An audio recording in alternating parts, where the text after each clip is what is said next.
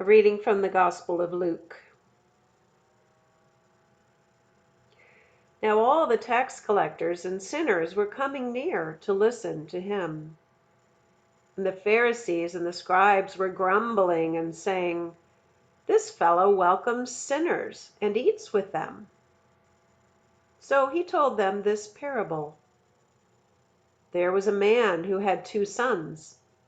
The younger of them said to his father, "Father, give me the share of the property that will belong to me." So he divided his property between them. A few days later, the younger son gathered all he had and traveled to a distant country, and there he squandered his property in dissolute living. When he had spent everything, a severe famine took place throughout that country, and he began to be in need.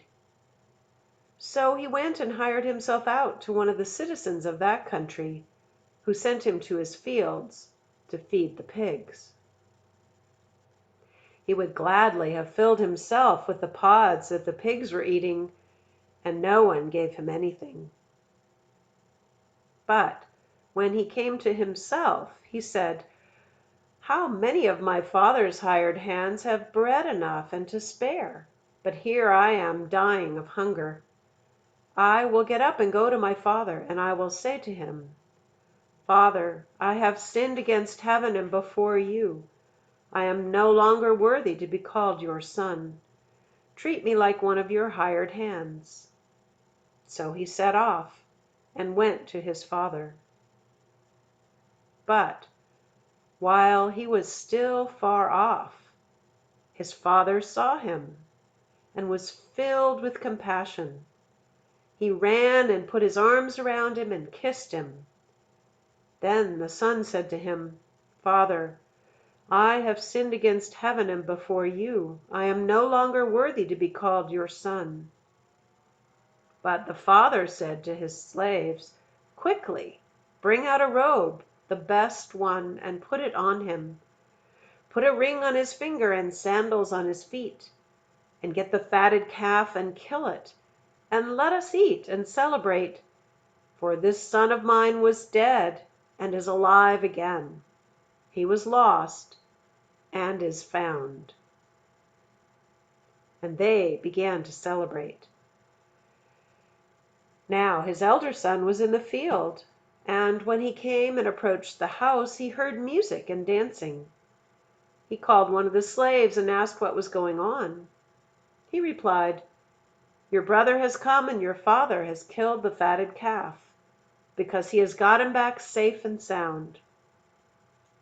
Then he became angry and refused to go in. His father came out and began to plead with him. But he answered his father, "Listen, for all these years I have been working like a slave for you, and I have never disobeyed your command.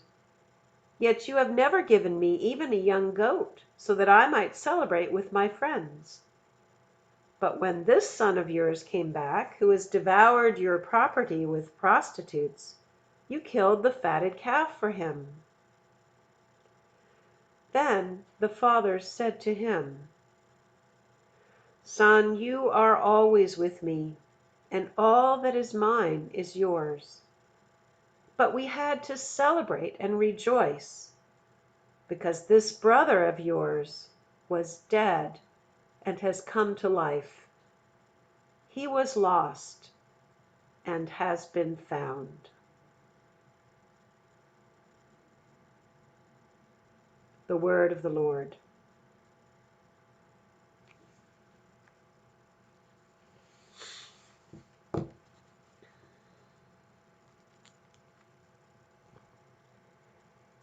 Eternal God, the light of the minds that know you, the joy of the hearts that love you, the strength of the wills that serve you, grant us so to serve you that we may truly love you, so to love you that we may freely serve you, to the glory of your holy name.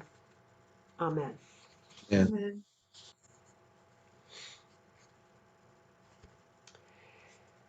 The First parish I served as an ordained person in 1992 was Emmanuel Episcopal Church in Athens, Georgia.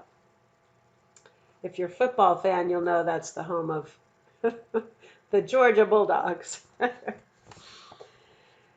The church had a beautiful stone building. It was over 150 years old.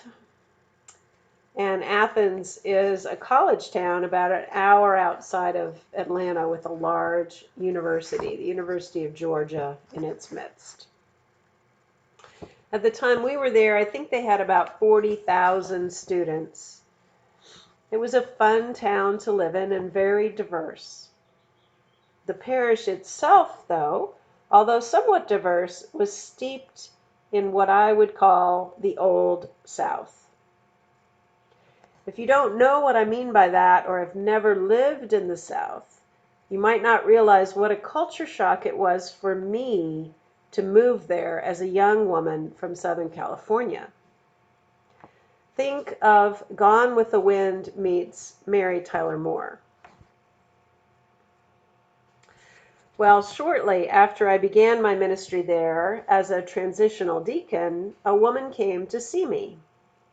She was one of the parents of a young man who was just entering high school. This parish had a history of a very strong high school youth group with dedicated leaders. The stories I had heard about the group were overwhelmingly positive.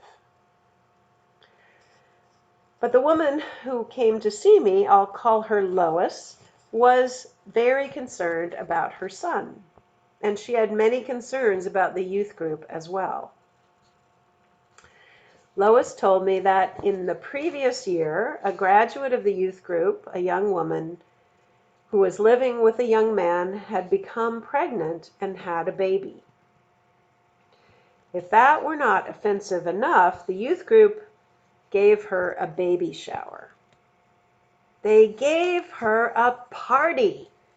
Can you believe it? She asked me.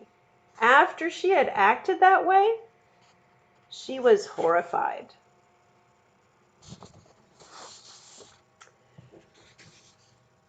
It was the party that did it. The fatted calf. All that loud rejoicing. That public celebration of the prodigal son was just too much for the elder brother to stomach.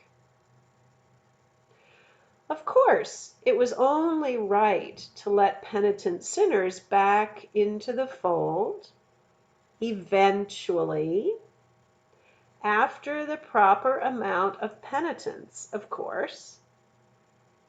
A party, feasting, giving him a robe and the fatted calf, that was unheard of.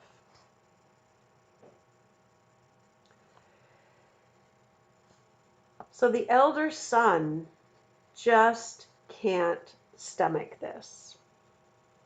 He says to his father, "Listen, for all these years I've been working like a slave for you, and I have never disobeyed your command.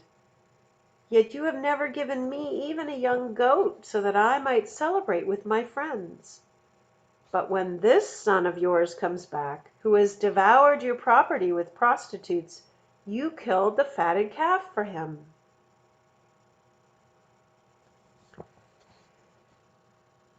Most of us know this parable as the parable of the prodigal son. It is also known as the parable of the two beloved sons and the parable of the jealous older brother.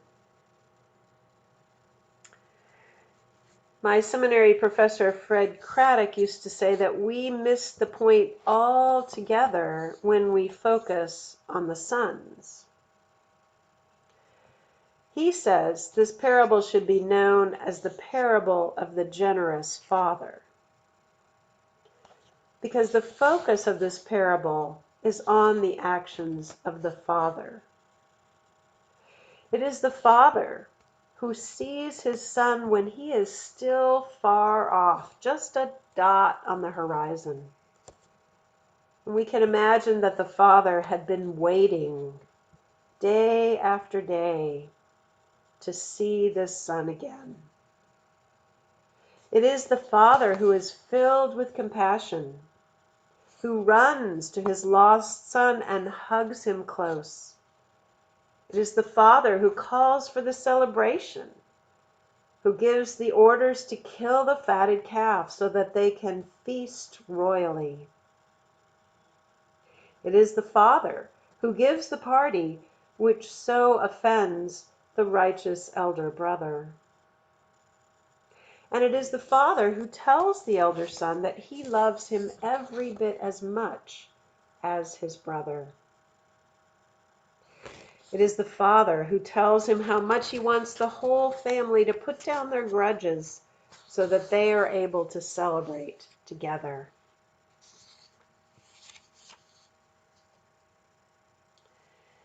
When you heard this parable today, which character did you identify with?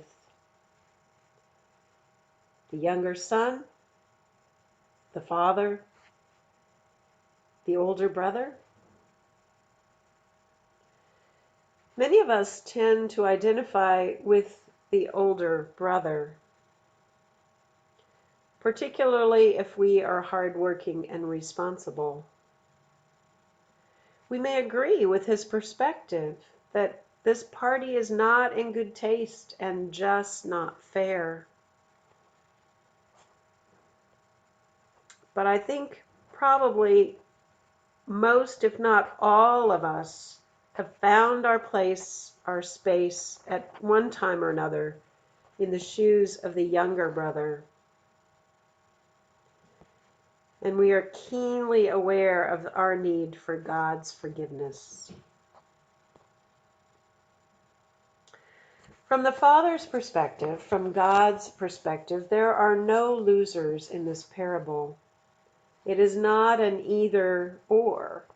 Either one brother is better or the other is better. It is a both and. It is a win-win. Both sons are loved and cherished equally. All they have to do is accept that love. And as we leave this parable, we can hope and pray that the older son is able to do that. It's left open-ended, so we don't know.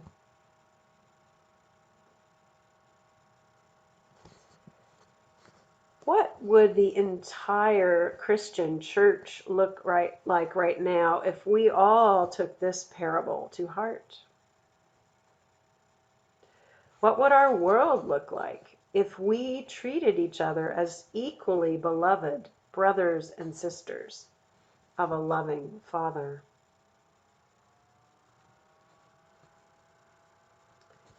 It's not impossible. It's simply difficult.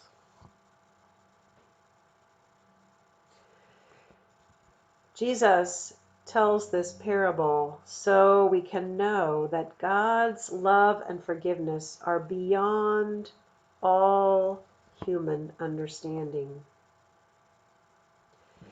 Jesus tells us this parable so we can know that we are all held as beloved in the heart of God.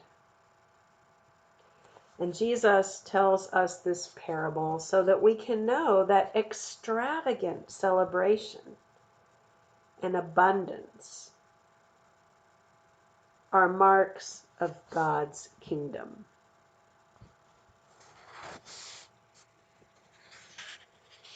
Eternal God, the light of the minds that know you, the joy of the hearts that love you, the strength of the wills that serve you. Grant us so to serve you that we may truly love you, so to love you that we may freely serve you, to the glory of your holy name. Amen.